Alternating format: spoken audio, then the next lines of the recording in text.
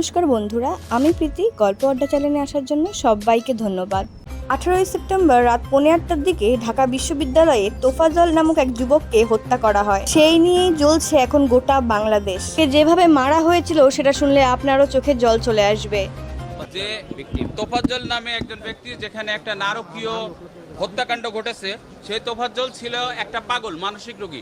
এই জানার পরেও ঢাকা ইউনিভার্সিটি, যা এশিয়ার একটা নামকরা বিদ্যাপীঠ, সেখানকার 6 জন ছাত্র তারা এই ছেলেটাকে, একটা পাগলকে, তারা মোবাইল চুরির অপরাধে দীর্ঘক্ষণ ধরে মারপিট করে। এশিয়ার বিখ্যাত বিশ্ববিদ্যালয়গুলির মধ্যে ঢাকা বিশ্ববিদ্যালয়ও আছে। এই বিশ্ববিদ্যালয়ের যুবকরা এরকম কাজ কিভাবে করতে পারে? তোফাজ্জল ছিল একজন মানসিক রোগী। তার বাবা ও দাদাকে সে অনেকদিন আগেই হারিয়ে ফেলে। ঢাকা বিশ্ববিদ্যালয়ের যুবকদের এরকম দাবি যে সে চোর, সে নাকি মোবাইলও চুরি করেছে।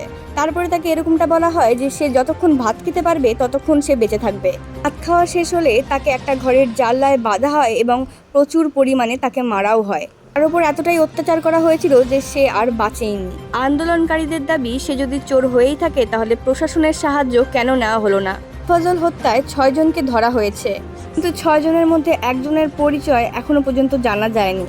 যারা যারা তোফাজ্জলকে হত্যা করেছিল তারা কিন্তু ঢাকা বিশ্ববিদ্যালয়ের শিক্ষার্থী। তোফাজ্জলের বাড়ি বরগুনার পাথরঘাটা উপজেলার কাঁঠালতলীতে। এই ব্যাপারে আপনাদের মতামতটা কমেন্টে জানাবেন। সুস্থ থাকবেন, ভালো থাকবেন।